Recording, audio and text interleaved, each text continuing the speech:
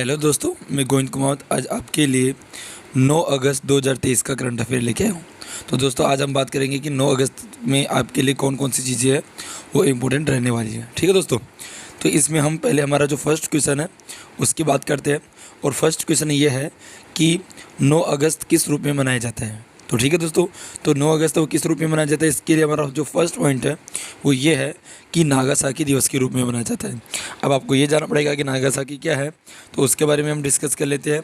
तो नागासाकी के बारे में ये दे रखा है कि हर साल 9 अगस्त को नागासाकी दिवस मनाया जाता है।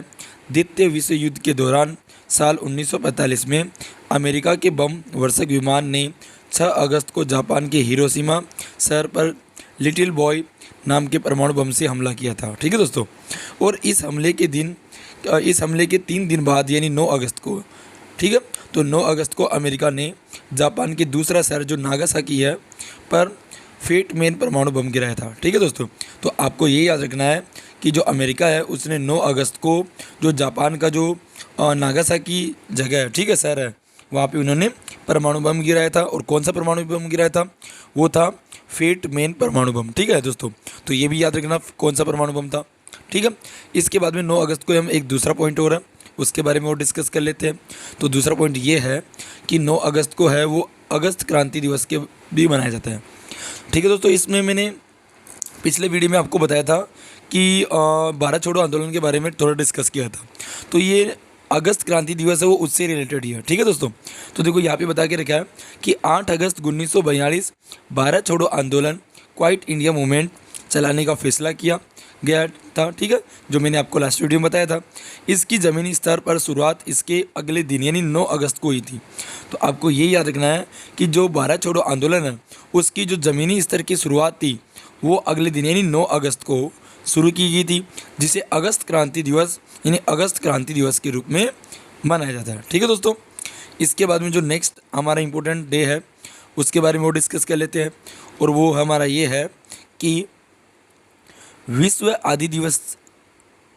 आदिवासी दिवस। ठीक है, तो दोस्तों यहाँ पे है कि विश्व जो आदिवासी दिवस है वो भी 9 अगस्त को मनाया जाता है।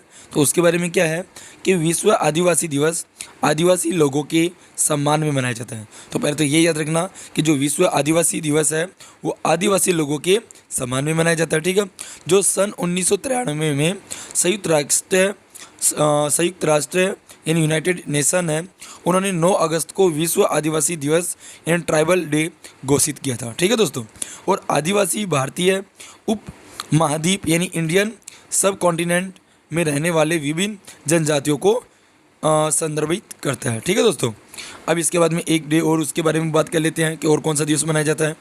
तो वो ये है कि सिंगापुर का स्वतंत्रता दिवस के रूप में भी मनाया जाता है। तो दोस्तों आपको ये भी याद रखना है कि जो 9 अगस्त है वो सिंगापुर का स्वतंत्रता दिवस के रूप में मनाया जाता है। तो उसके बारे में थोड़ा डिस्कस कर लेते हैं। तो वो ये है कि देखो दोस्तों कि सन 1965 में मलेशिया से अलग होकर नए सिंगापुर राष्ट्र का उदय हुआ था। यानी जो सिंगापुर है वो पहले मलेशिया में ही शामिल था। ठीक है, तो ये 1965 में वो अलग हो गया था मलेशिया से। ठीक है, जो सिंगापुर राष्ट्र का उदय हुआ। एंड किंवदंती है कि 14वीं शताब्दी में सुमात्रा द्वीप का एक हिंदू राजकुमार जब शिकार हेतु सिंगापुर द्वीप पर गया तो वहाँ जंगल में सिंहों को देखकर उसने उस द्वीप का नामकरण सिंगापुर अर्थात सिंहों का द्वीप रख दिया गया। तो दोस्तों ये भी याद रख लेना, इतना इंपॉर्टेंट तो नहीं है फिर भी याद रख लेना कि एक हिंदू राजकुमार था, वो एक शिकार के लिए जाता है तो उसने सिंहों को देखकर उन्होंने उस द्वीप का नाम सिंगापुर रख दिया था। ठीक है दोस्तों, इसके बाद में हम प्रश्न संख्या 2 की ओर जाते हैं। और प्रश्न संख्या 2 आपके लिए ये है कि किस केंद्रीय मंत्री ने सागर सेतु के तहत पोर्ट हेल्थ ऑर्गेनाइजेशन यानी PHO की शुरुआत की है। तो इसका करेक्ट आंसर है सर्बानंद सोनोवाल जी ने। ठीक है दोस्तों, इसके बाद हम हमारे प्रश्न नंबर 3 की ओर जाते हैं। और प्रश्न नंबर 3 आपके लिए ये है कि किस केंद्रीय मंत्री के अनुसार आधुनिक रेलवे स्टेशनों को विकसित करने के लिए 9000 इंजीनियरों को नियुक्त किया गया है। ठीक है दोस्तों, तो इसका करेक्ट आंसर है जो रेल मंत्री अश्विनी वैष्णव जी है उनके अनुसार। ठीक है, और पिछले वीडियो में मैंने आपको बताया था कि वो कौन कौन से रेलवे हैं जिनको मतलब गवर्नमेंट है वो फिर से पुनर्निर्माण कर रही है, ठीक है, और कौन कौन से मतलब टोटल मैंने संख्या बात की थी, ठीक है, तो आप हमारे पिछले वाली वीडियो में देख लेना। इसके बाद हम प्रश्न संख्या 4 की ओर बात करते हैं, और प्रश्न संख्या 4 आपके लिए ये है कि भारत किस देश के द्वारा आयोजित यूक्रेन शांति वार्ता में हिस्सा लेगा। तो दोस्तों आपने देखा होगा पिछले बहुत साल मतलब बहुत दिनों से, बहुत महीनों से, यानी साल भर ही हो गया होगा, तो भारत है वो मतलब आपने यूक्रेन और रूस का हमला तो सुना होगा।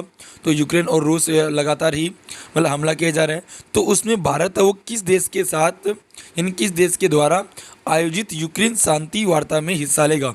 यानी यूक्रेन और जो रूस है उनके बीच में एक शांति का प्रस्ताव रखने के लिए उन्होंने एक मीटिंग रखी है। तो किसके साथ में, तो इसका करेक्ट आंसर रहेगा सऊदी अरब के द्वारा, ठीक है। अब इसके बारे में थोड़ा सा डिस्कस कर लेते हैं। तो इसका जो फर्स्ट पॉइंट है वो ये है कि सम्मेलन में यूक्रेन के राष्ट्रपति वोलोदिमीर जेलेंस्की की शांति योजना पर चर्चा होगी, ठीक है। और दूसरा, इसमें अमेरिका, ब्रिटेन, यूरोपीय union, Mexico, Indonesia, Brazil, Bharat, दक्षिण अफ्रीका समेत 30 देश हिस्सा लेंगे। तो ठीक है दोस्तों, आपको ये याद रखना है। इसके बाद में अगर मैं बात करूं कि जो ब्राज़ील, रूस, भारत, चीन और दक्षिण अफ्रीका ठीक है, तो ये ब्रिक्स यानी BRIC के सदस्य हैं। B यानी ब्राज़ील, R फॉर रसिया यानी रूस, I for India, C for China और S फॉर साउथ अफ्रीका। ये मैंने पिछले वीडियो में बताया था कि ये जो साउथ अफ्रीका है ये मतलब पहले नहीं था, पहले ये 4 लोग ही थी, ठीक है, तो ये साउथ अफ्रीका है वो बाद में ऐड किया गया। इसके बाद में अगर बात करें हम कि रूस यूक्रेन युद्ध की शुरुआत है वो 24 फरवरी 2022 को हुई थी, ठीक है दोस्तों। तो एक साल से ज़्यादा हो गया है, यानी 24 फरवरी 2022 को इनकी जो युद्ध है वो स्टार्ट हुआ था और अभी मतलब एक साल से ऊपर हो गया है। अब हम प्रश्न संख्या 5 की ओर जाएंगे, और प्रश्न संख्या 5 आपके लिए ये है कि किस राज्य की विधानसभा ने प्रतियोगी परीक्षाओं में नकल रोकने के लिए विधेयक पारित किया, ठीक है। तो दोस्तों आपने देखा होगा कि मतलब बहुत सारे ऐसे लोग हैं जो परीक्षाओं में नकल करते हैं और उस नकल को रोकने के लिए एक विधेयक पारित किया है। तो वो कौन सी सरकार है, तो वह झारखंड विधानसभा ने ऐसा एक प्रस्ताव रखा है, ठीक है दोस्तों। और इसके अगर आगे हम बात करें तो जो झारखंड है उसके मुख्यमंत्री की बात करें तो श्री हेमंत सोरेन है। अगर वर्तमान समय में झारखंड में 5 मतलब प्रमंडल है और जिलों की संख्या की बात करें तो टोटल 24 जिलों की संख्या है, ठीक है। अब हम प्रश्न संख्या 6 की ओर जाते हैं, और प्रश्न संख्या 6 आपके लिए ये है कि किस राज्य के प्रयागराज में देवारी गांव को ग्रामीण पर्यटन केंद्र के रूप में विकसित किया जाएगा। तो इसका करेक्ट आंसर रहेगा आपका उत्तर प्रदेश, ठीक है दोस्तों। अब इसके बाद में हम प्रश्न संख्या 7 की ओर जाते हैं, और प्रश्न संख्या 7 आपके लिए ये है कि सरकार ने कब तक के लिए लैपटॉप, टैबलेट और पर्सनल कंप्यूटर के आयात पर प्रतिबंध लगाया है। तो इसका करेक्ट आंसर आएगा 1 नवंबर 2023 तक। बट इसके लिए एक अधिसूचना और जारी की है उन्होंने, वो ये है कि नई अधिसूचना में इन आइटमों के आयात के लिए लाइसेंस के लिए 31 अक्टूबर 2023 तक का मोहलत गवर्नमेंट ने दिया है, ठीक है दोस्तों। अब हम हमारे प्रश्न नंबर 8 की ओर जाते हैं, और प्रश्न संख्या 8 आपके लिए ये है कि हाल ही में किसके द्वारा जल दोस्त एयरबोट लॉन्च किया गया है। तो दोस्तों आपको ये जाना पड़ेगा जल दोस्त एयरबोट क्या होता है, तो उसके बारे में थोड़ा डिस्कस कर लेते हैं। तो देखो इसका करेक्ट आंसर है वो ये है कि नेशनल एरोस्पेस लेबोरेटरीज के द्वारा ये लॉन्च किया गया है। अब इसकी बात करें तो पानी की सतह पर तैरते हुए कचरे को हटाने के लिए डिज़ाइन किया गया है, ठीक है दोस्तों।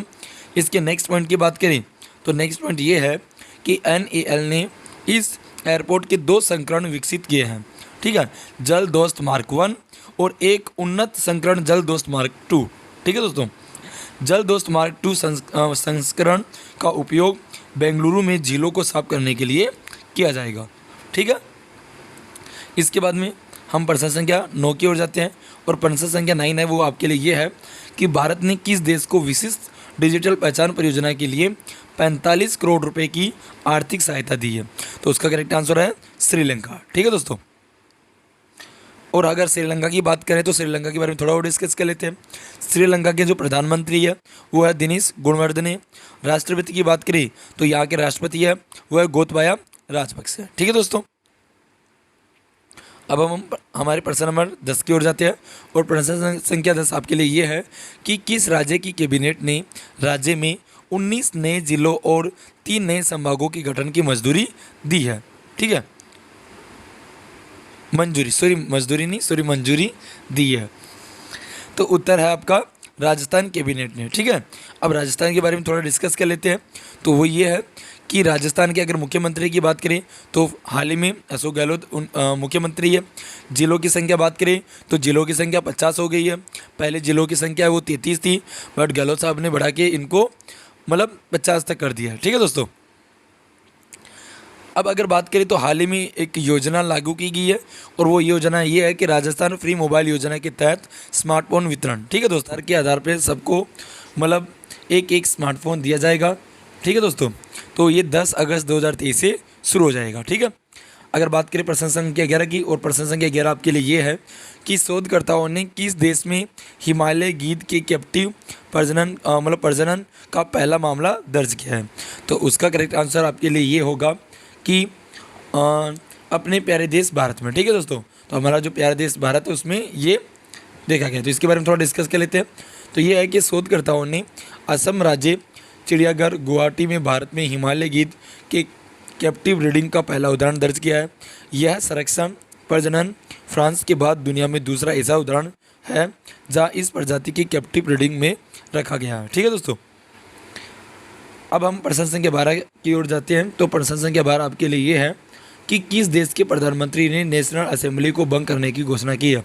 तो इसका करेक्ट आंसर आएगा पाकिस्तान के प्रधानमंत्री ने। ठीक है दोस्तों, प्रश्न संख्या 13 की ओर जाते हैं। तो प्रश्न संख्या 13 आपके लिए ये है कि किसे जूरिक फिल्म फेस्टिवल में गोल्डन ऑय अवार्ड से सम्मानित किया जाएगा। तो इसका करेक्ट आंसर है डायनी क्रूगर को। ठीक है दोस्तों, अब हम हमारा लास्ट जो क्वेश्चन नंबर 14 है उसकी बात करते हैं। तो क्वेश्चन नंबर 14 ये है कि भारत में बाघों की आबादी का कितना होने का अनुमान है, यानी कि भारत में जो बाघ है, बाघों की संख्या है वो लगभग कितने हो हैं। ठीक है, तो इसका करेक्ट आंसर है 3925। ठीक है दोस्तों, अगर हमारा वीडियो आपको पसंद आया तो प्लीज़ हमारे वीडियो को लाइक करो, शेयर करो, और जिसने भी अभी तक हमारे चैनल को सब्सक्राइब नहीं किया तो प्लीज़ हमारे चैनल को सब्सक्राइब करो। हमारे चैनल का नाम है कुमौत क्लासेस महसाना। ठीक है दोस्तों, और जितना ज़्यादा हो सके इस वीडियो को शेयर करो। Thank you.